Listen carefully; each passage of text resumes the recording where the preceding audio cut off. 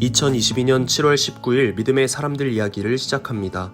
우리가 이 땅에 복음을 전하기 위해 하나님께서 세우신 여러 믿음의 사람들을 알아가면서 나의 신앙은 어떠한지 다시금 돌아보는 귀한 시간 되시길 주님의 이름으로 축복하고 소망합니다. 오늘 28번째 시간 우리가 나눌 믿음의 사람은 성실하고도 성실했던 박승호 여 전도사입니다. 서대문구에서 태어난 박승호는 창천교회에서 권사 직분의 아버지와 속장 역할을 맡고 있는 어머니 밑에서 일찍이 믿음 생활을 시작합니다. 그녀는 명석한 두뇌를 가지고 이화학당을 거쳐 이화여중을 졸업하는 등 엘리트 코스를 밟습니다. 그러나 18세가 되던 해 여름 이름 모를 중한 병이 들어 한 달간 먹지도 못한 채 끙끙 앓으며 거의 죽음 직전에 이르게 됩니다. 그녀를 신방 온 사람들은 그날 밤을 넘기기 힘들 것이라며 박승호의 부모를 위로하고 돌아갑니다. 그러던 중 그녀는 의식이 없는 가운데 어디선가 찬송가 소리가 들려오며 자신의 이름을 부르고 또 부르는 놀라운 체험을 했다고 합니다. 그 찬송가의 가사는 이렇습니다. 내 평생 소원 이것뿐 주의 일 하다가 이 세상 이별하는 날 주께로 가리라. 그리고는 놀랍게도 의식이 또렷하게 돌아옵니다.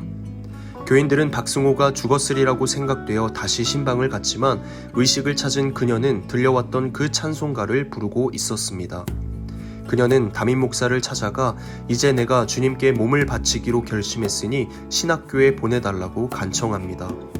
몸이 약해 내년부터 공부를 시작하자는 담임 목사의 만류에도 불구하고 병석에서 일어난 지 15일 만인 1918년 9월에 신학교에 입학합니다. 그녀는 참 성실했습니다. 1924년 감리교 협성 여자신학교를 졸업하고 같은 해 10월 태화 성경학원의 교사가 되어 학생들을 성실히 가르칩니다. 그녀는 학원에서의 육성 사업뿐만 아니라 동대문 교회의 전도사로 첫 파송을 받아 1926년까지 성실하게 사역을 감당합니다. 그녀는 여전히 성실했습니다. 1926년 3월부터 1928년까지는 황해도 사리원교회 전도사와 보육교사의 일을 겸임했고 1928년 3월부터 1936년까지는 서울 상동교회에서 사역했고 1936년 10월부터 1938년까지는 서울 도화동교회에서 사역했으며 1938년 4월부터는 서울 아현교회에서 전도 부인으로 활동했습니다.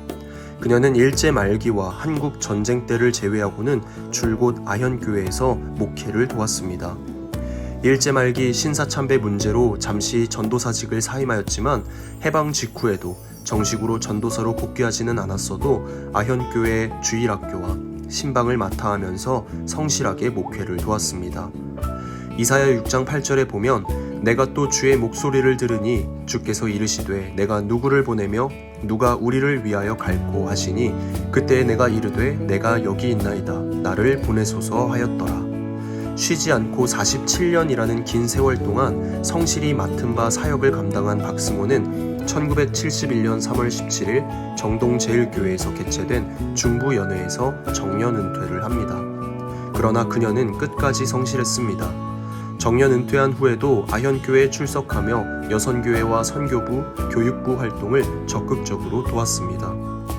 이후 2000년 1월 8일 100세의 연세로 하나님의 부르심을 받습니다.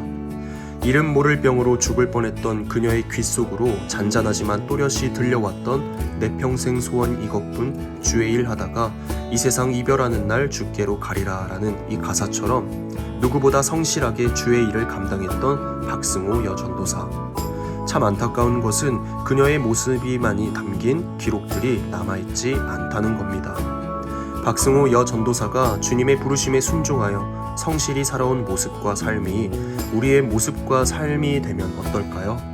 바라기는 주 안에서 기쁨으로 부르심에 네 라고 순종하며 성실하고도 신실한 그리스도인 되시기를 주님의 이름으로 축복하고 소망합니다.